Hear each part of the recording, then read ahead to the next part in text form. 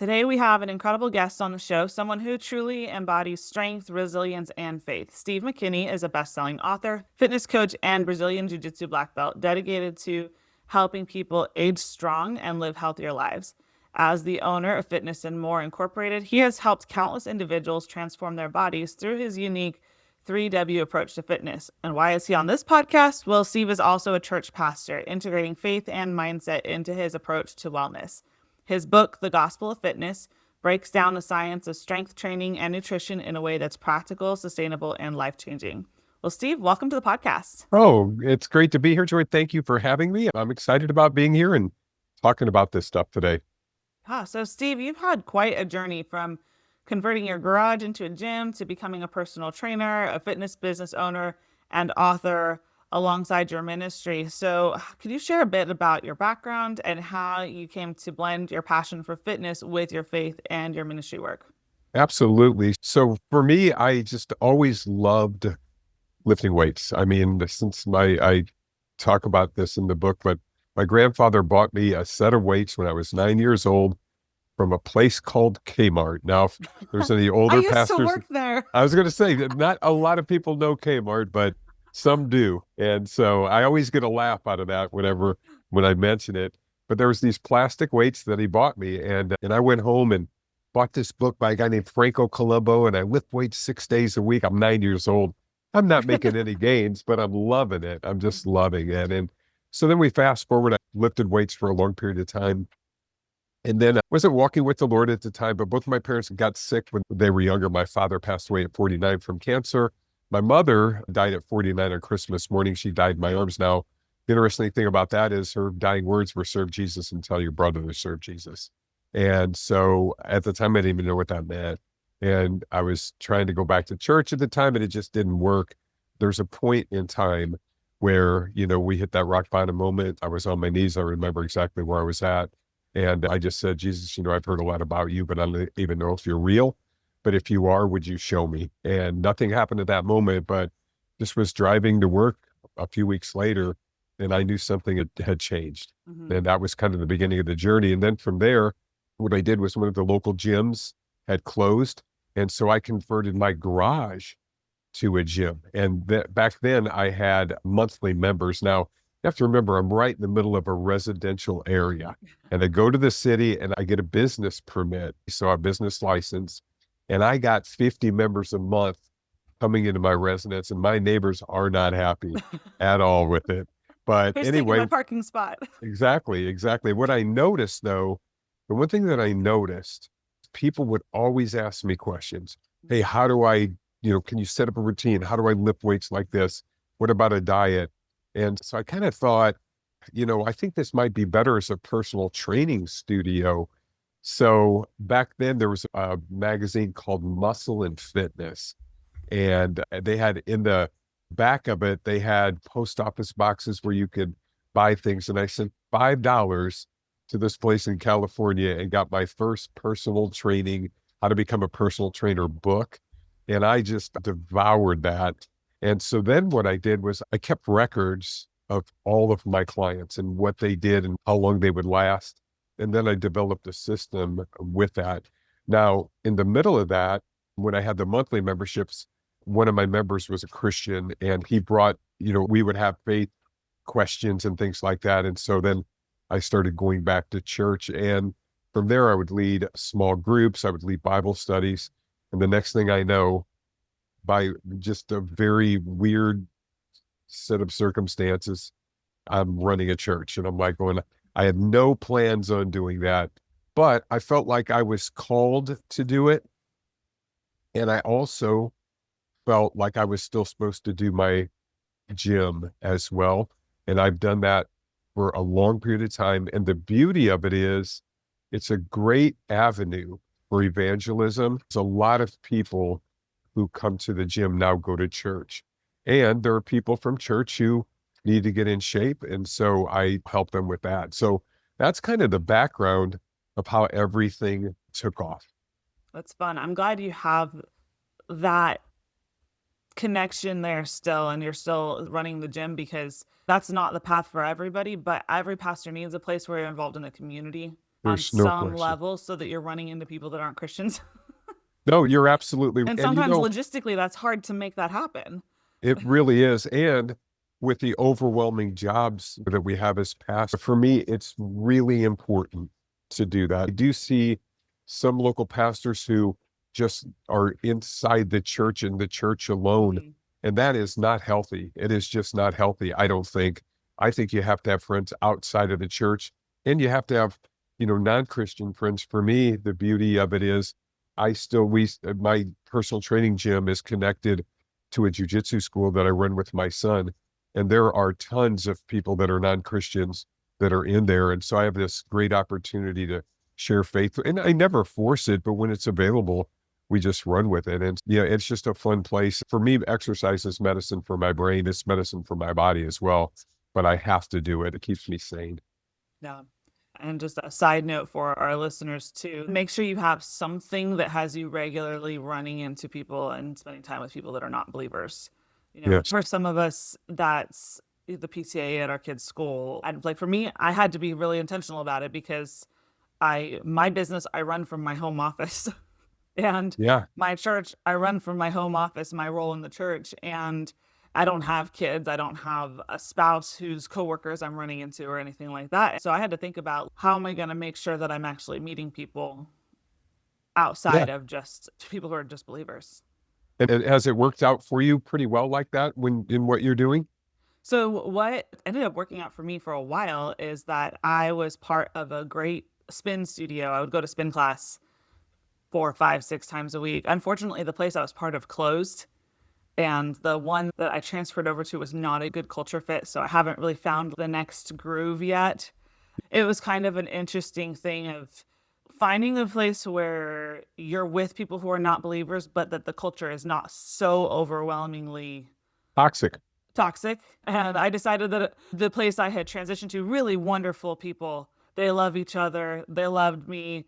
And also, I was maxed out on foul language for the week. I know, And I I was get like, it. there's only so much I can take. So, as I'm like, okay, this isn't because it seeps into your brain. And that's always a trick of finding the place where you can plug in where you're rubbing off on them and not the other way around. And About it. I know yeah, when it comes to music and the jujitsu, it's like, yep, but yeah, I'm like, no, no, no, we're changing that. right, We can go best of the 80s. We're not going in that direction. So, right. I just try to really be careful with that.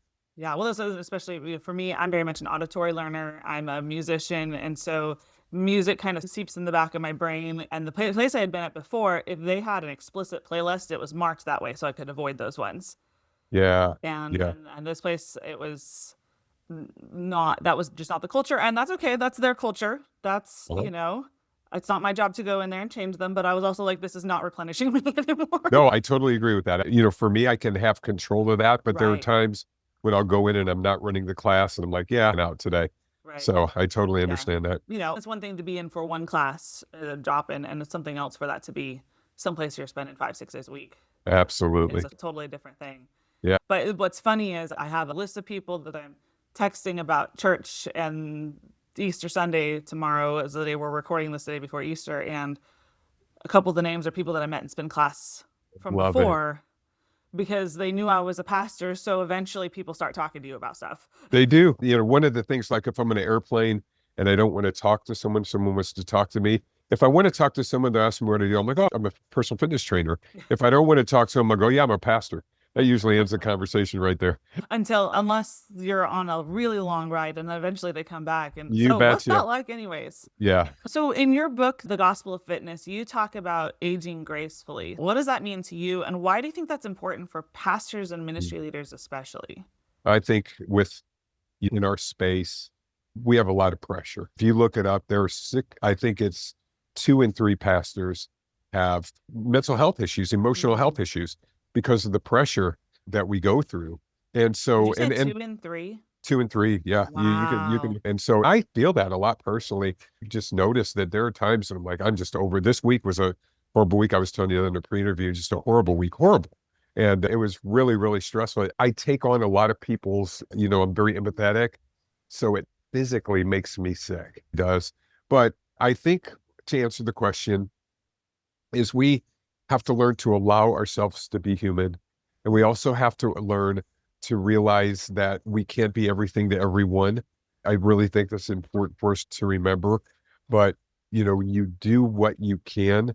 But aging gracefully, really this, it's just allowing myself to understand what happens for me at 64 years old, that I can't do the things that I do at 50. And I'm very, very fortunate because I can do a lot at 64. Physically, I still lift weights. I still train with young guys. I love that. That's fun for me. But I also have to be careful not to overdo it. One thing that I recently had to do because I have trouble saying no, fix people. I'm not a micromanager at all, but it's hard for me to say no when people come to me and ask for things. But my wife, she had said, you just work way too much. We had a little intervention for me. And so I talked to my, just some of the elder people Mhm. and just said, hey, listen, here's where I'm at. And, so we decided to let my wife run my preaching schedule. Mhm. And so now I'm doing 3 weeks on and 1 week off. And that seems to be effective. Although I think people, if you're a pastor, everybody wants you there the whole time, and that's hard. That is hard. But as far as the physical part of aging gracefully, I think it's important that we have to fight back because they talk about this in the book. There are several things that we're fighting. The first thing we're fighting is aging, and that aging thing hits us at about 35 years old physically. If we're not doing something, the decline begins to happen. You begin to lose. The number one thing that happens with aging is the loss of muscle. That is the number one thing. And so we're fighting aging. We're fighting muscle loss. It's called sarcopenia. It's called age-related muscle loss. We are fighting fat gain. When just the way the church is designed and, just the way our culture is designed. And if you lose muscle, it's called disuse atrophy. But you can eat the same amount of food, but you begin to gain body fat. Your clothes don't fit the way that they used to. Another thing, and I talk about this a lot with people, we're fighting hopelessness a lot of times, even in the ministry. I know for me, my big wake up call was probably in 2022. And I did like maybe it's early 2023. I don't remember. It was very early on, but I did 8 funerals within 12 weeks. Wow. And a lot of those were my friends who I had had coffee with in the morning, and it was really crazy. And I remember being upstairs just by my kitchen table, and I was like, wow, I am really sad. And I don't know why. So I just immediately had this prayer, just said, Jesus, enter into this for me because I don't know what's going on. And a little while later, I had the thought, a lady, her name was Karen. I had the thought Karen come to my mind. And I realized I had known her. She was actually one of the first people that I'd ever invited to it was before I was a pastor, into our small group. And I realized that I had not grieved Mhm. any of those because as a pastor, I always go up front and I'm like, I have to lead people. I'm a professional. Like, I don't want to show a lot of emotion. I don't want to fall apart here. And so, Right. but I just went from one to the next. And so I actually went and I talked to a counselor over it.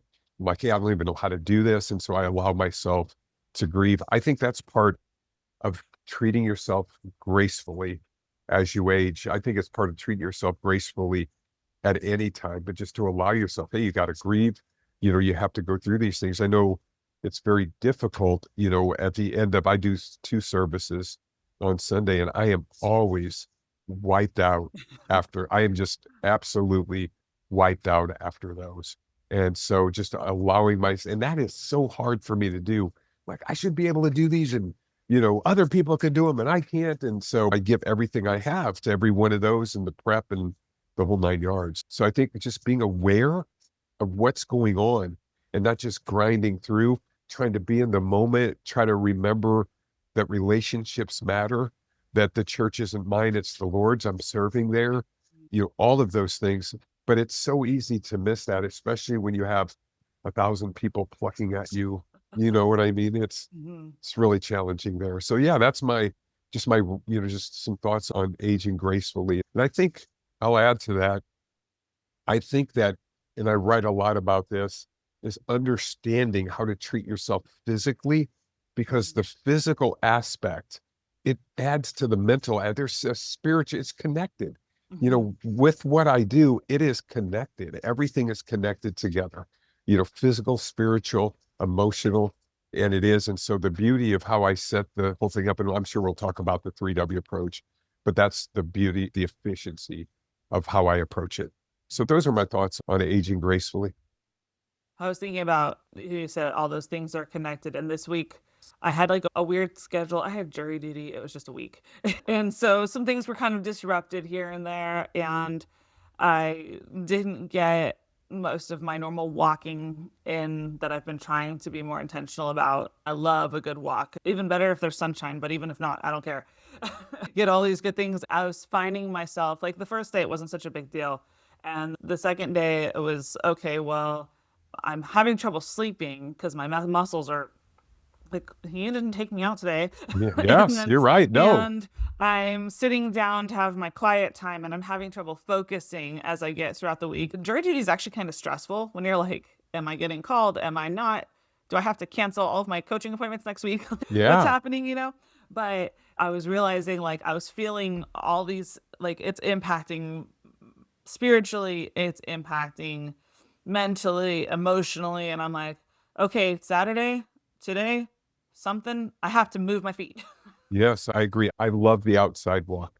I love, and as I was telling you earlier, allergies are really bad in the area, but it got me this time. I got behind it, and last night I had so much trouble sleeping, Mm, and then allergies were bad. I had a very mm, stressful week, and that just breaks me down every single time when I have extreme conflict, and I had that this week.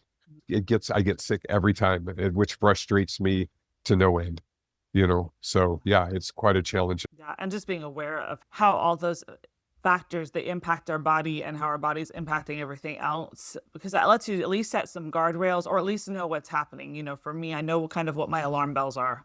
And so, okay, like even if I can't do anything about it right then, it's not so scary feeling a Yeah, certain way and going, okay, wait, that's an alarm. I know what that is. yeah, absolutely. Yeah, I It's like I when the agree. car alarm goes off down the street and you're not stressed out about it because, okay, wait, I know what that is. I know what Yes, that sound is. exactly. That's Yeah, different from the fire alarm in your house. yeah, 100%. Right. Yeah, and I'd recognize those, but I think a lot of times pastors be able to relate to this. You got to deal with this one fire, and you Hmm. didn't see the other one coming, and I had a bunch. Just kind of got ahead of me this week. Yeah, that's tough. So let's talk about something that can be really a struggle for pastors is the fact that so much of our ministry centers around food. It's potlucks, it's coffee meetings, it's fellowship dinners. And so sometimes when we're trying to maintain healthy eating habits, or especially I feel like when you're trying to make a shift to putting some healthy eating habits in Yeah, place, and yet you're dealing with hospitality and all these other things and you're not even thinking about what you put in your mouth because you're sitting there at a potluck and all these people are asking you questions. So how can we navigate those situations and maintain or build healthy habits at the same time? that's a great question. They call that the acceptable sin in the church. The potlucks, the overeating, the whole nine yards. Because we have that, every Sunday they have somebody brings in breakfast for the music, for the music team and all those things. I'll tell you what I do. Well, I stay away from it. Eat in those situations, which some people think that's rude. I make it a priority. Now, I'll give you some background on why I do that, but I've done this before this happened a couple of years ago. I'll go back to another stressful meeting that I'd had. And it was one of those really, really, really terrible ones. And I got sick and I developed this cough. And so I was being treated for pneumonia. I was taking antibiotics. I was taking inhalers. Nothing was working. It had calmed down for a while, then it had come back and it calmed. 2 years of this chronic cough. Wow. And then you have, well, my dad died from a chronic cough, when you have all those things that happen. Well, about 8 months ago, finally got it diagnosed, and it's called silent GERD. And silent GERD is like, you heard of GERD? GERD is basically heartburn. And Okay. it's, like if you eat some food that's too spicy, you get heartburn. Silent GERD's not like that. Silent GERD it's when food travels back up your esophagus or food particles and it aspirates into your lungs, Mm. causing you to cough. And so I finally got diagnosed with that. And I've never been, I'm always very healthy. So I had to go on meds. I had 4 biopsies done. I had an endoscopy, and thank God that everything turned out clean. I'm on a really strict diet now. I mean, because if I eat the wrong foods, it comes back on me. So for me, I have a reason Right. not to eat that. But here's what I would say in those situations. You don't want to be rude in those situations because people look at that as, oh, you're not eating my food. I mean, people really get offended by that. Mhm. So I think being very intentional and being very conscious. I'll give you an example. If, you have a coffee thing and they bring donuts in, you might want to skip the donut unless you can eat just one. It's Mhm. very rare though that you can, because foods like that, foods that are processed, Mhm. they're designed to intentionally addict you. Mm. They're designed to light up the pleasure centers of your brain just like drugs would. And that's where the addiction happens.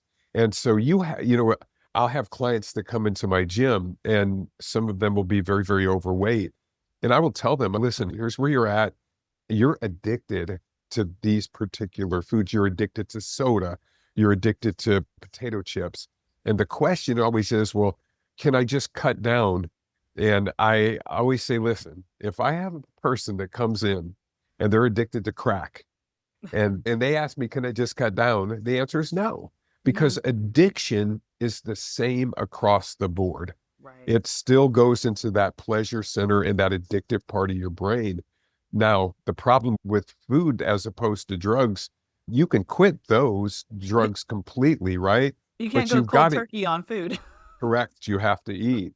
And so my diet is miserable now, but what I found, like I have to eat real food. God forbid that I would have to do that. The things we're supposed to be doing. But my diet is basically oatmeal with bananas. I have brown rice with vegetables, some black beans. I can't eat a lot of meat. That triggers, which I used to be a big steak eater and I would love eating that kind of stuff, but that triggers all that as well. But now I just eat real food. Honestly, it's a blessing in disguise Mhm. in that sense. And so I think trying to really just be aware, if you're trying to be healthy, to have that, because after I'm finished on Sunday, I'm not only tired, I'm hungry. And a lot of times I know a lot of pastors go out to eat with people after, and I generally don't do that simply because of the stomach stuff that I have. And I'm an introvert, which makes it really, really hard. If you're an introverted pastor, people Mhm. look at you totally differently. But even going out to eat, it's so easy to overeat. I think you just have to be very intentional. But I have helped a lot of pastors over the years. One of the things I used to do when I first started was I would train pastors for free because I knew how stressful the job was. But then I had so many coming to me like, I can't, I got a business to run here Right. too, but I just would tell them, hey, listen, here's what we have to do. And I have one friend who would always joke. We had a bakery near my first gym, and he would always come to the gym and then he'd go to the bakery after. So he didn't want to watch his diet. But I just think being aware and being very Mhm. conscious of that, and then being gracious to people, because people are like, oh, try my cookies. And, church people can cook. And, that's really something that you have to look at. And so trying to just eat one or things Mhm. like that are very, very helpful. And just letting people know, so, listen, I'm trying to, get some of this weight off. I just want to feel better so I can serve you better, Yeah. but my crew knows, I'm not doing any of that. I'm very clear with that. It's like, sometimes I'm like, what are y'all eating in here? This is poison. I mess with them a lot too. I love it. Awesome. Well, Yeah. tell us where we can find the book and more about what you're doing. Yeah, it's on Amazon and it's called The Gospel of Fitness by Steve McKinney. If people need to get in contact with me, there's a form, just an intro workout form on my website. It's fitnessandmore.net. And then I'm on Instagram and I'm terrible at using it, but I'm Fitness and More STL on Instagram, and I'm on Facebook as Steve McKinney. So if anybody wants to get in contact with me and if I can help in any way, I'm more than happy to do that. I love how Steve reminds us that we have to allow ourselves to be human in ministry. The pressure we face is real, and ignoring our physical health won't make us more spiritual, it'll just make us less effective leaders. And here's something we don't talk about enough. When we're constantly stressed and exhausted, we make poor financial decisions too. It's hard to budget wisely or teach stewardship when you're running on empty. In our next conversation, Steve breaks down his 3W system that takes just minutes a day, but can transform how we handle ministry stress. For now, remember, taking care of yourself isn't selfish, it's stewardship.